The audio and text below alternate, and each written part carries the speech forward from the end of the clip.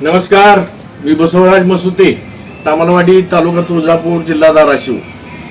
आज 19 ऑगस्ट 2025 रोजी हा 8 तारखेला डेमो केला होता. 8 ऑगस्ट 2025 रोजी.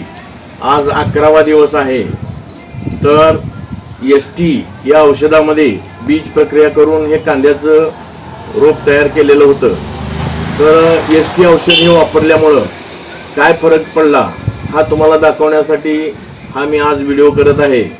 तर माझ्या गावातीलच शेतकरी श्री कबीर पाटील यांच्या हस्तेच हा व्हिडिओ तयार केलेला होता.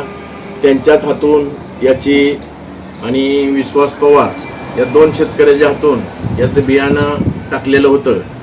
तर शेतकरी मित्रांनो, तर ज्याला या टबमध्ये बिना बीज प्रक्रिया केलेलं बियाणं होतं आणि या टबमध्ये बीज प्रक्रिया केलेलं बियाणं होतं. तर आज जी परिस्थिती आहे, तर इकडे तर आज या 11 दिवसामध्ये आज 11वा दिवस आहे. तर शेतकरी मित्रांनो, या बियाण्याची वाढ पहा. हे रोप जे आहे ते जोमदार उगवलेलं आहे. याला एसटी लावलेलं होतं आणि याला कसलीही बीज प्रक्रिया केलेली नव्हती. तर 8 तारखेपासून जवळपास आज 11 दिवस झाले. पाऊस सतत चालू आहे. सूर्यप्रकाश कसलाही नाही.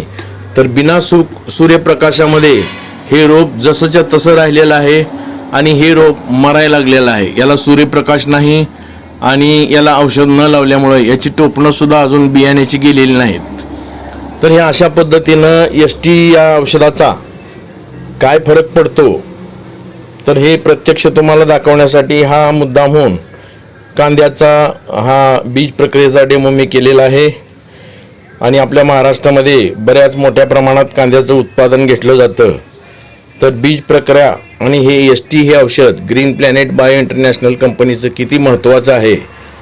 तर कांदा येलोरा या जातीचं बियाणं दिनांक 8 ऑगस्ट 2025 रोजी ही या समोर बसलेले पाटील या शेतकऱ्याकडून आणि विश्वास पवार यांच्या हस्ते याचा डेमो केला होता. मागे पण 2 व्हिडिओ याचे केलेले आहेत.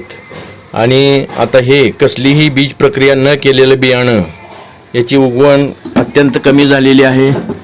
ही तूट झालेली आहे ह्याच्यामध्ये मोठ्या प्रमाणात.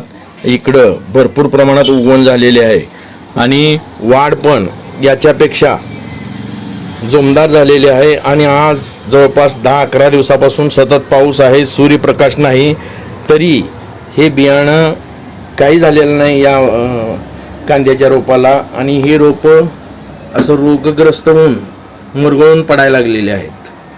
तर हा फरक ह्या एसटी औषधामुळं निश्चितच आहे. त्यासाठी शेतकऱ्यांनी कुठलंही खरीप हंगाम असो, रब्बी हंगाम असो, त्याच्यामध्ये जर हे एसटी या औषधाचा वापर केला, निश्चित त्याचा 20% उत्पादनामध्ये फायदा होतो.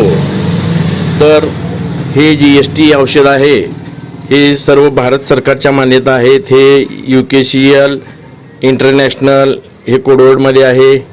त्यानंतर हे क्वालिटी कंट्रोल, तसेच आपेडा, ऑर्गॅनिक इंडिया ही जी मान्यता आहेत या सर्व भारत सरकारच्या आहेत. तर भारत सरकार मान्यता प्राप्त हे ग्रीन प्लॅनेट या उत्पादनाचा अवश्य वापर करावा आपण सर्व शेतकऱ्यांनी. म्हणून हा मुद्दामहून मी शेतकऱ्यांना माहितीसाठी हा डेमो केलेला आहे. तर पाटील, काय वाटतं तुम्हाला या बियाण्यामध्ये आणि या रोपामध्ये फरक लय भरपूर वाटते. एसटी लावल्यामुळे भरपूर उगवण झाले आणि रोप जमदार आहे. ही नाही लागल्यामुळे रोप मारायला लागले. उंची कमी आहे, उंची कमी आहे, वाढ कमी आहे. आणि इकडली वाढ जोमदार आहे. आणि अजूनपर्यंत 11 दिवस याला कसलाही सूर्यप्रकाश नाही, तरीही रोप जोमदार आहे. हे ह्या फक्त एसटी या औषधाचे आहे. बी एकच आहे. तर अशा पद्धतीनं एसटी हे औषध सर्व शेतकऱ्यांनी प्रत्येक हंगामामध्ये बियाण्याला, कुठलेही बियाणे असो, सोयाबीन असेल, उडीद असेल, तूर असेल, ज्वारी असेल, गहू असेल, हरभरा असेल, या सर्व बियाण्याला एसटीचा जर वापर केला आणि बीज प्रक्रिया करून जर तुम्ही पेरणी केली, तर त्याच्यामध्ये 20% वाढ तुम्हाला निश्चित मिळणार आहे. तर आज हा 19 तारखेला मी हा व्हिडिओ केलेला आहे. यापूर्वी पण 2 व्हिडिओ केलेले आहेत, तुम्हाला ते ग्रुपवर बघायला मिळतीलच. धन्यवाद. जय हिंद, जय महाराष्ट्र.